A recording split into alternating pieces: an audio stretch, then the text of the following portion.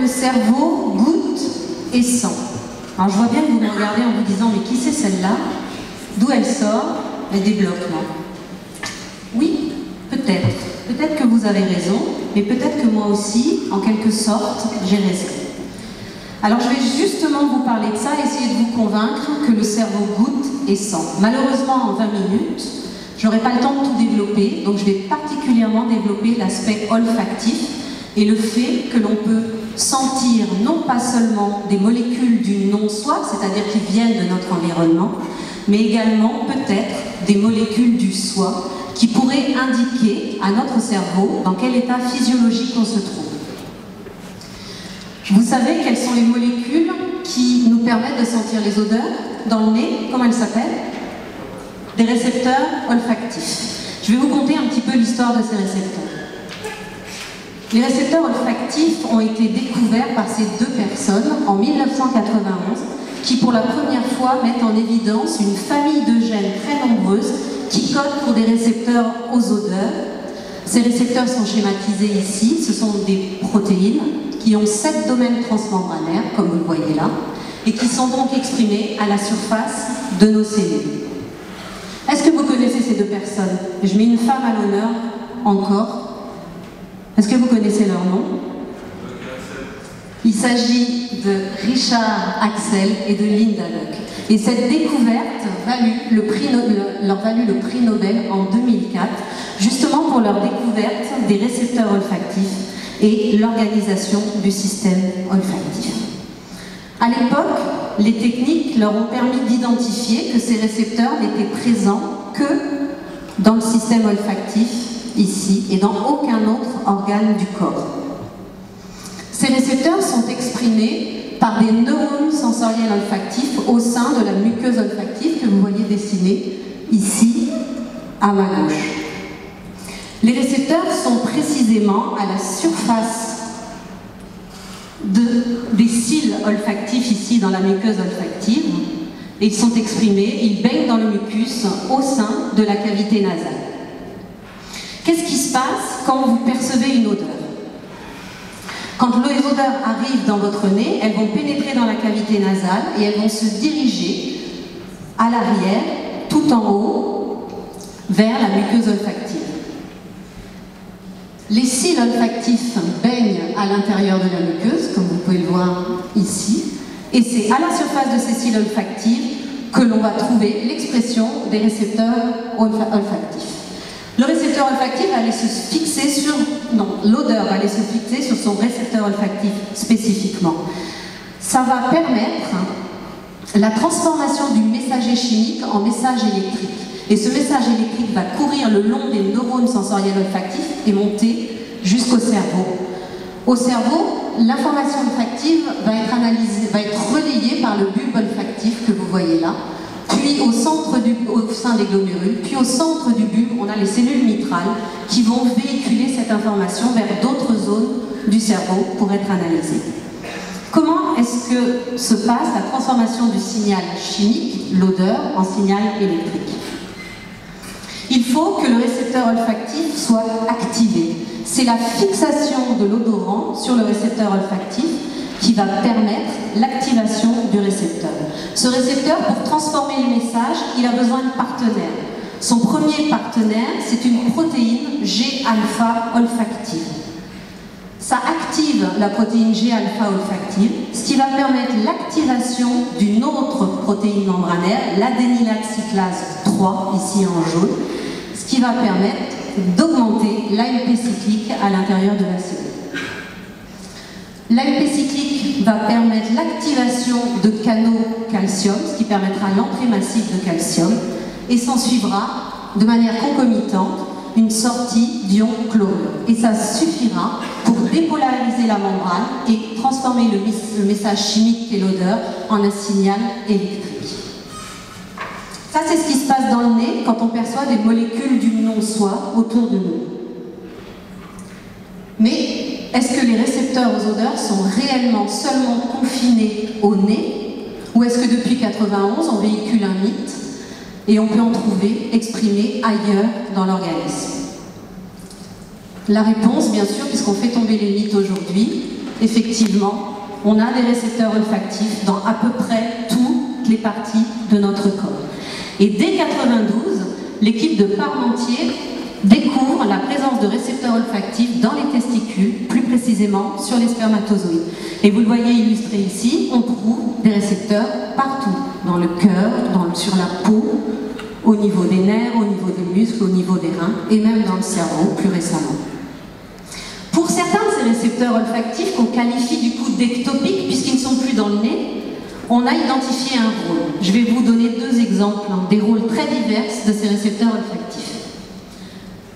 Premièrement, sur les spermatozoïdes.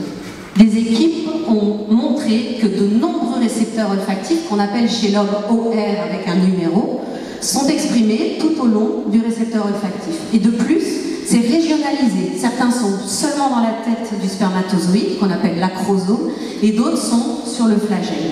Vous voyez ici, immunodétecté en vert, le récepteur OR51E2, qui n'est présent et n'est exprimé que sur le flagelle du spermatozoïde. Quant à leur rôle, des expériences ont été réalisées. Alors, les spermatozoïdes sont ici schématisés par des flèches, avec le début de la flèche qui représente l'acrosome du spermatozoïde. Si vous ne mettez pas d'odorant en présence des spermatozoïdes, ils vont se diriger, vous voyez, de manière totalement anarchique. Par contre, quand vous allez mettre une source odorante auprès des spermatozoïdes, ici le bourgeonnal, les spermatozoïdes vont s'orienter vers cette source odorante. Donc un rôle dans le chimiotactisme pour attirer les spermatozoïdes vers la source odorante. Mais ce n'est pas la seule chose. Quand les récepteurs sont activés par les odeurs au niveau des spermatozoïdes, cela augmente la quantité de calcium à l'intérieur du flagelle et ça permet aux spermatozoïdes de nager 2 fois plus vite. Qui aurait cru que les récepteurs aux odeurs servaient aux spermatozoïdes pour nager plus vite? Autre endroit où on trouve des récepteurs olfactifs dont on a élucidé le rôle, c'est au niveau de la peau et plus précisément au niveau de l'épiderme. Des cellules de l'épiderme, qu'on appelle des kératinocytes ici, expriment de nombreux récepteurs olfactifs. Parmi ces récepteurs olfactifs, un a particulièrement intéressé une équipe de chercheurs, Bus et collaborateurs. C'est le OR2AT4 qui est activé par une odeur qui est le sandalore, qu'on connaît plus nous sous le nom de boîte santal.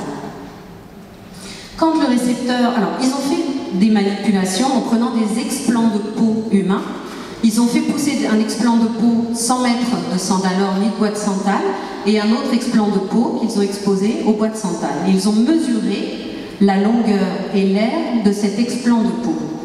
Leurs résultats montrent que de manière significative, quand on active les récepteurs aux odeurs à la surface des kératinocytes de ces explants de peau, l'explant pousse plus vite et développe une plus grande aire, ce qui permet aux auteurs d'imputer un rôle dans la régénération tissulaire et la prolifération des cellules pour ces récepteurs olfactifs. Mais alors, moi aujourd'hui, je voulais vous parler du cerveau. Dans le cerveau, est-ce qu'il y a des récepteurs olfactifs? Pour pouvoir répondre à cette question, on a mené une étude qui nous a permis d'étudier les gènes qui codent pour les récepteurs aux odeurs dans le cerveau, en utilisant une base de données libre d'accès qui est l'Allen Brain Atlas.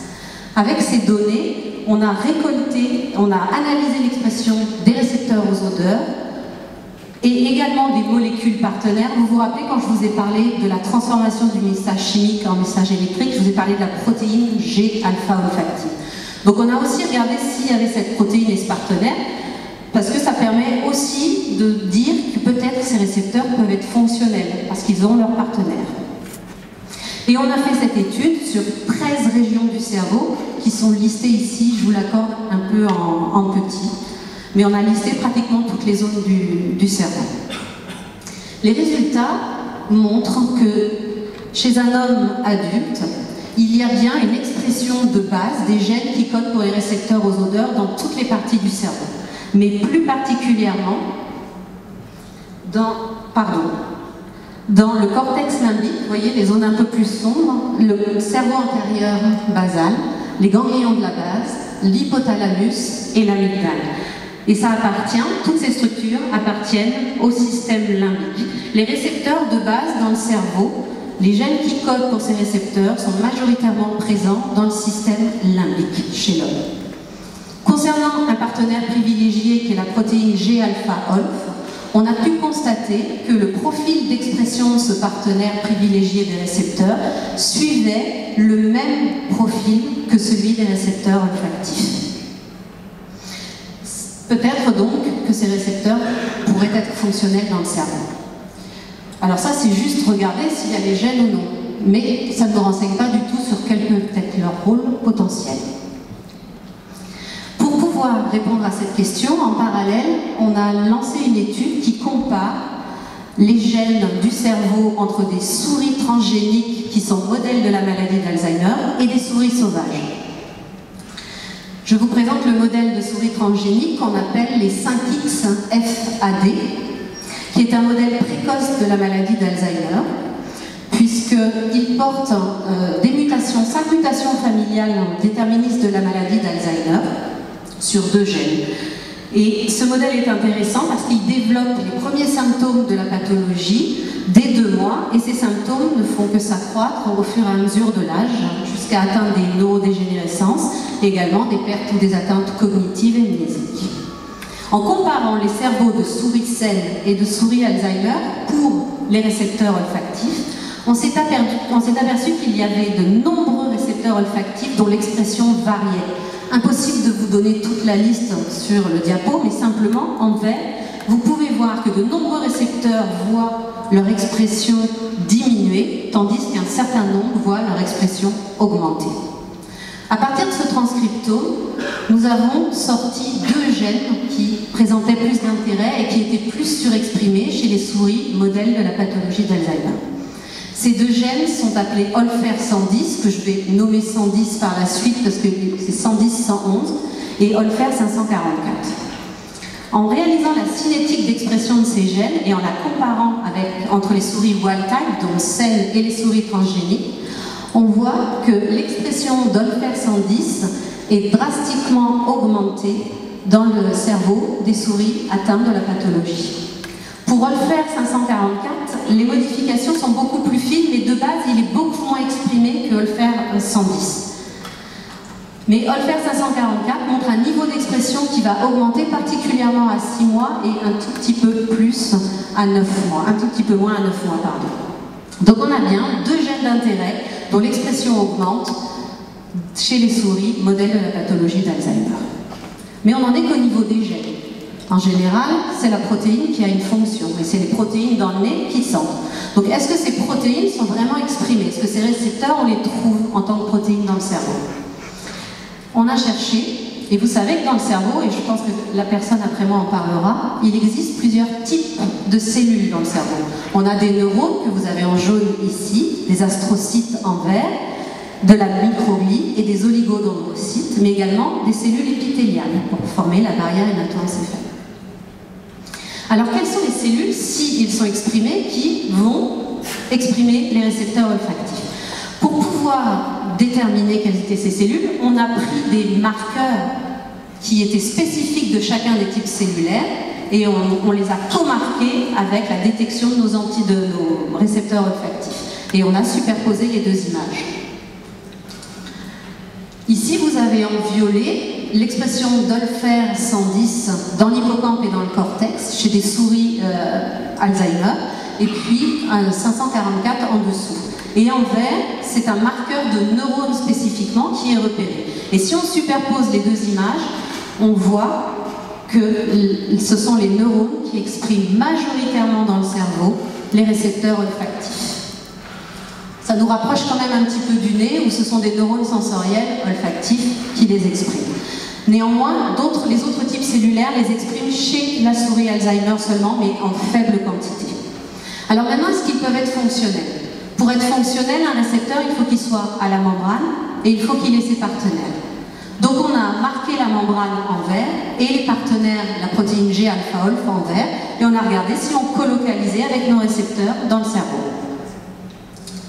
Les résultats montrent que les récepteurs olfactifs, toujours en violet ici, sont colocalisés avec les membranes en verre et également avec la protéine G alpha-olf, ce qui nous indique qu'ils ont la capacité d'être fonctionnels dans le cerveau et d'avoir un vrai rôle. Alors je vous le rappelle, toute cette étude a été menée chez des souris Alzheimer. Donc on a essayé de voir un petit peu quel pouvait être le lien avec la pathologie, s'il y en avait un. La pathologie d'Alzheimer, elle est caractérisée par une chose, il y en a d'autres, la protéine Tau, mais également par les plaques de peptides bêta-amyloïdes qui se développent au sein des cerveaux des patients. Donc on a marqué les plaques amyloïdes qui témoignent de la pathologie avec nos récepteurs olfactifs, toujours en violet, et les plaques bêta-amyloïdes sont en vert. Ce que l'on a pu observer, c'est que Olfer 110 était bien exprimé au voisinage ici des plaques en vert que vous pouvez observer là. Et idem, même vraiment très colocalisé ici et au voisinage d'autres plaques bêta-amyloïdes pour 544. D'où la question, est-ce qu'ils peuvent être impliqués dans la pathologie d'Alzheimer et comment? La pathologie d'Alzheimer, c'est l'accumulation d'un petit peptide. Ce petit peptide, il est schématisé en rouge. Ici, c'est le peptide A-bêta. Il est issu du métabolisme d'un précurseur qui est l'APP que vous avez ici schématisé. Alors, dans un cas normal, le métabolisme de l'APP va plutôt être en faveur de la voie non amyloïdogénique. Ce qui se passe dans cette voie, c'est qu'une alpha-sécrétase va cliver l'APP au cœur du peptide A-bêta pour donner lieu à la SAPP-alpha, un grand peptide soluble qui va être sécrété dans le cerveau, et puis un fragment transmembranaire, l'alpha-CTF, qui sera clivé par une gamma-sécrétase en P3 et en un peptide intracellulaire. La maladie survient quand cette balance est déséquilibrée en faveur de la voie amyloïdogénique. Quand une bêta-sécrétase vient cliver l'APP au-dessus du fragment peptide A-bêta pour donner naissance à la SAPP-bêta et un fragment transmembranaire qui est appelé le bêta-CTF, qui sera clivé par la gamma-sécrétase et qui permettra de libérer le peptide A-bêta qui va s'accumuler pour former les plaques amyloïdes dans le cerveau des patients Alzheimer. Ainsi, on peut mesurer quelle voie va être favorisée dans un cas ou dans l'autre en notant ou en étudiant les niveaux d'expression de l'alpha-CTF qui caractérise la voie non amyloïdogénique, c'est-à-dire la voie saine, et en mesurant les niveaux d'expression du bêta-CTF qui lui est caractéristique de la pathologie. Pour réaliser ces expériences, on a pris des cellules embryonnaires de reins humains sauvages que l'on n'a pas modifiées, qui sont en jaune ici, et puis on a créé deux lignées cellulaires, une qui exprime Olfer 110 et une autre qui exprime Olfer 544. Et on a regardé, on a mesuré par Western blot, qui est une technique d'immuno, quels étaient les niveaux d'expression d'alpha et de bêta-CTF. Concernant l'alpha-CTF, qui est la voie saine, on voit que le fait d'exprimer les récepteurs a tendance à augmenter le niveau d'alpha-CTF par rapport aux cellules qui ne contiennent pas les récepteurs. Et le bêta-CTF, lui, quand les cellules expriment les récepteurs olfactifs, voit son niveau diminuer par rapport aux cellules wild type, aux cellules sauvages, celles qui ne sont pas modifiées. Ainsi, les récepteurs olfactifs semblent vraiment influencer le métabolisme de l'APP plutôt en faveur de la voie non amyloïdogénique. Ainsi, effectivement, les récepteurs olfactifs sont majoritairement exprimés par les neurones et on montre, par ces résultats préliminaires, que le métabolisme de l'APP est modifié en faveur de la voie non amyloïdogénique. Mais ils ne sont pas activés, on n'a pas mis d'odeur pour les activer, donc ils ont un effet sans odorant. On peut très bien imaginer, dans le contexte de la pathologie d'Alzheimer, où on va avoir beaucoup d'inflammation, que des molécules inflammatoires, mais ça peut être d'autres types de molécules, viennent activer les récepteurs olfactifs de votre cerveau. Cette activation peut renforcer le métabolisme de l'APP en faveur de la voie non amyloïdogénique, mais on peut aussi imaginer que ça permettra d'envoyer des signaux vers les autres types cellulaires, notamment en faveur de l'activation de la microglie, qui pourrait essayer de compenser les pertes de neurodégénérescence en répondant avec une réponse neuroprotectrice contre l'inflammation. C'est une hypothèse, mais ça peut être d'autres molécules pour lutter contre d'autres types de maladies neurodégénératives. Alors effectivement, oui, j'espère que je vous ai convaincu. Le cerveau sent, mais il ne sent pas le non-soi et ce qui vous entoure, mais il sent votre soi et votre état physiologique. J'ai été abusive en vous parlant du goût dans le titre parce que j'en ai pas parlé, mais sachez que l'étude des micro-arrêts avec la laine Brain Atlas nous a permis de mettre en évidence que les récepteurs au goût sucré, umami et à la mer, également aux amines, mais également les récepteurs aux phéromones, sont exprimés dans le cerveau chez l'homme. Et je voudrais remercier Fanny Godel, qui est ma thésarde, qui a beaucoup participé à ce travail, Amaury Delaguardia aussi, et François Ferrou. Et je vous remercie. N'oubliez pas qu'un grand nez est la marque d'un homme d'esprit.